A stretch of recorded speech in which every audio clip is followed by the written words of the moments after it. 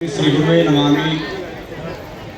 तपो ज्ञान वैराग्य भक्ति स्वरूपम सदानंद साधु संन्यास योगम मुखे यस्य वेदार्थ परशास्त्रार्थ नितिम नमो बाळगुरुं ब्रह्मस्वरूपम। शहादत्ताचा अवतार स्वामी माझा बाळगीर संत समर्थ अन्नदाते बाळगीर स्वामी महाराज यांच्या पवित्र अशा जन्मक्षेत्रामध्ये उपस्थित असलेली सर्व भाविक भक्त मंडळी, गुरुजन मंडळी, परमादरणीय मंडळी, सर्वांना आदरांजली वाहतो आणि माझे दोन शब्द या ठिकाणी व्यक्त करतो। संत समर्थ बाळगीर महाराज म्हटलं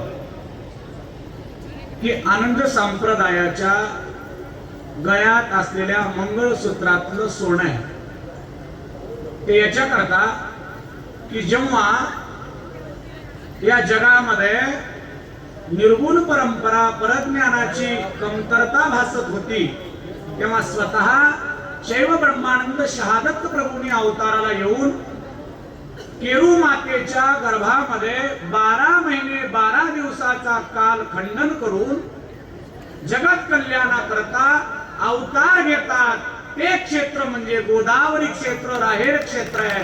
म्हणून राहेर हे सर्व देवाचे माहेर असं आम्ही म्हणत असतो आणि त्यातल्या त्यात राहेर या क्षेत्रामध्ये अनेक संप्रदायाचा वसा आहे। नरसिंह स्वामी महाराज, नरसिंह देवाचं मंदिर आहे, त्यासवे चक्रधर स्वामी महाराजांचं मंदिर आहे, महानुभाव पंथाचं अधिष्ठान आहे, आनंदत्त संप्रदायाचं अधिष्ठान आहे आणि आपलं सर्वांचं रक्षण करण्याकरता नरसिंह देव आहे।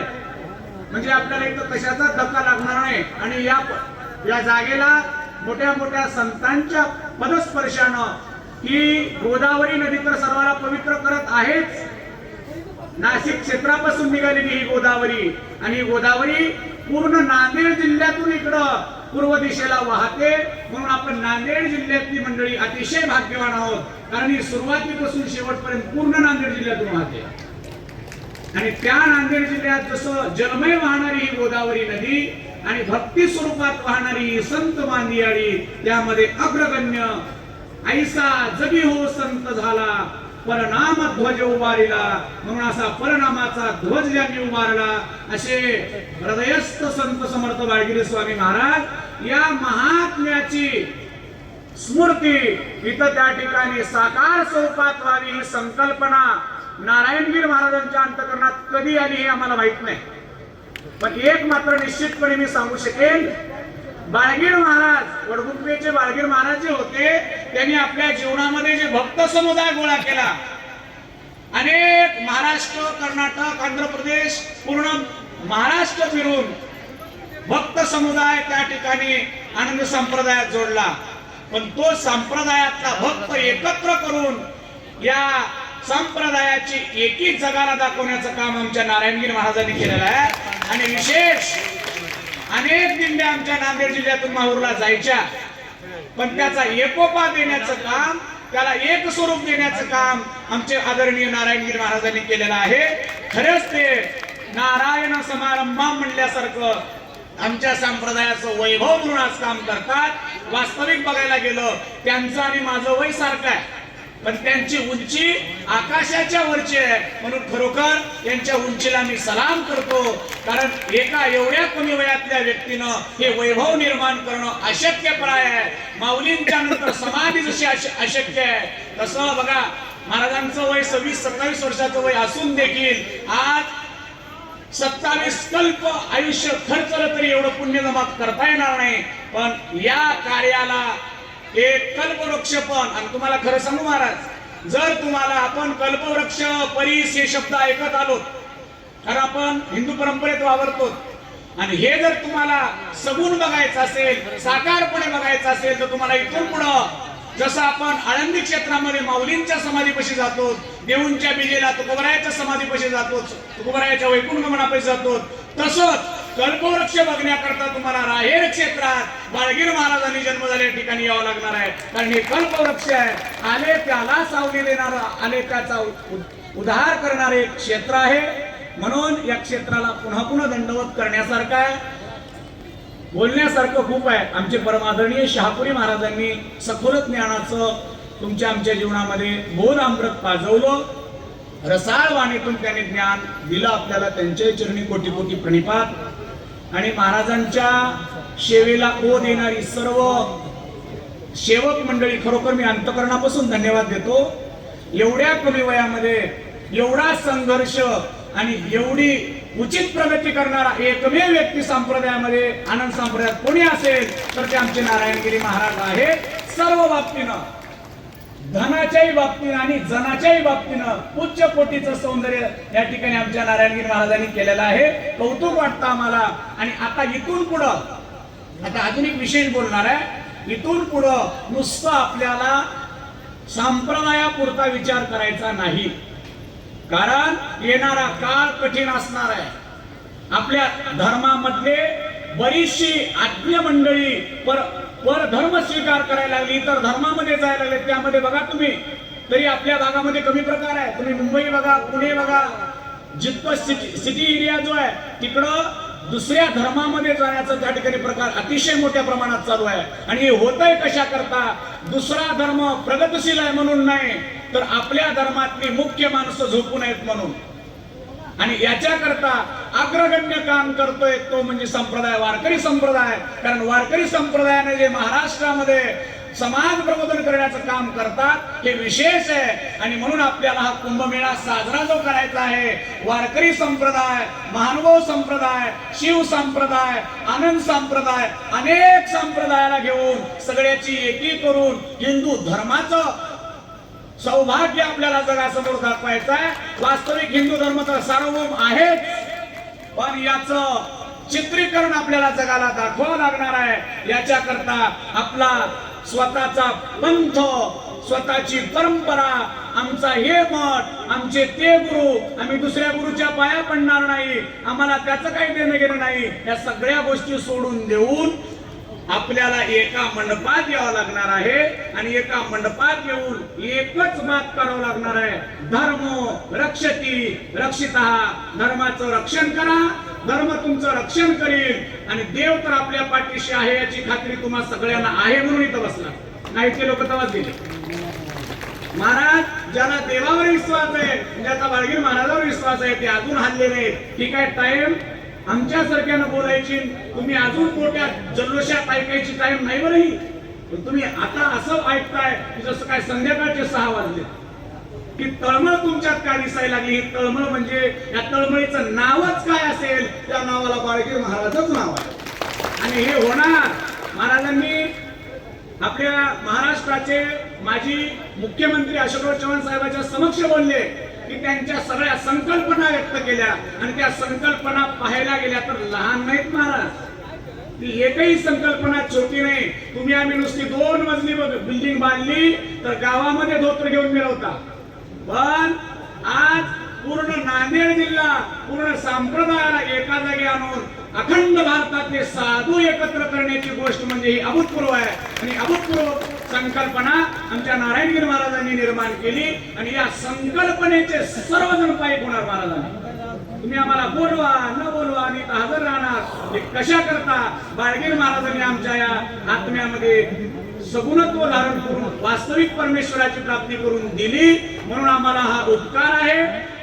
कोणीही गुरुचे, कोणी दशनामी परंपरेमध्ये आपल्या आपल्या नामसाधनेला अनन्यता असावी, पण धर्माची बात करत असताना एकी असावी. म्हणून या ठिकाणी सर्वांना पुन्हा पुन्हा मी, तुम्ही मायबाप आहात. आणि विशेष करून संजय महाराजजी, महिला मंडळीचा वर्ग जास्त आहे. त्याचं कारण आहे, आनंद संप्रदायाची सुरुवातच महिलेने केली एका अनुसयामार्फत. ब्रह्मा विष्णू महादेवाला बाळ करण्याचं सामर्थ्य एका स्त्रीमध्ये होतं. आता तुम्ही म्हटले सोन्याची खोली महिलाच करू शकतात, कारण 1500 रुपये पगार आहे महिला. आता विचार करा, ही गोष्ट हलक्यात घेऊ नका तुम्ही. 1500 1500 1500, 12 महिन्याचे 1500, तिथून 3 वर्षाचे 1500 किती होतात बघा बरं. त्यातले 500 तुम्ही खर्चाला ठेवा. 1000 काढा, नवऱ्यालाही बोलावं लागणार, तुमचाच आकडा मोठा होते.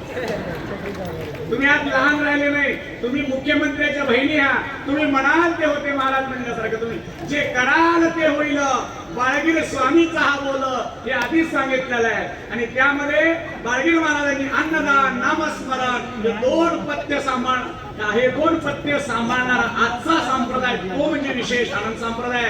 त्याच्यामध्ये अनेक लौकिकता कमी असतील, पण अन्न नामस्मरण हे मात्र अग्रपणे करण्याचं काम संप्रदाय करतो. धन्यवाद देतो सर्व माता माऊल्यांना सुद्धा, आमच्या अनुसया मातेंना सर्वांना पुनश्च धन्यवाद देतो. आणि महाराजांच्या कार्याला आपण सगळ्यांनी रात्रीच्या आता 12 वाजून गेले, असंच कोणत्याही बाराला आम्ही हजर राहू. स्वतःचे मोठेपण बाजूला ठेवून जेवढे जेवढे संप्रदायातले कीर्तनकार असतील, सगळ्या संप्रदायातले, आमचे कृष्ण महाराज असतील, युवराज महाराज असतील, आम्ही असतील, कोण्याही गावला जाल तर या कार्यक्रमाचं त्या कीर्तनामध्ये वर्णन झालंच पाहिजे. गावोगाव याचा प्रचार झालाच पाहिजे. आता उद्या स्टेटस काढेल सगळ्याच्या मोबाईलला, उद्या सगळ्याच्या मोबाईलला फक्त बाळगीर महाराज दिसले पाहिजे, तरच जगाला कळेल नांदेड जिल्हा काय आहे, नांदेड जिल्ह्याचा पावर कळेल.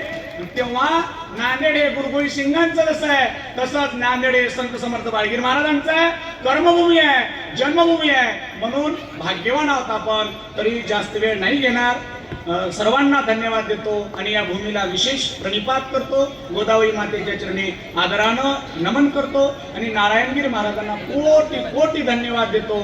आणि खरं सांगू महाराज, एक दुःख होतं आम्हाला, बाळगीर महाराजांसोबत आम्ही जायचो, आमचं त्यांच्यासोबत मी महापूजेला सुद्धा बऱ्याचदा गेलेलो आहे. मग कधी कधी आम्ही म्हणायचो, महाराज कोणाला तरी आता ठेवा, वय झाले.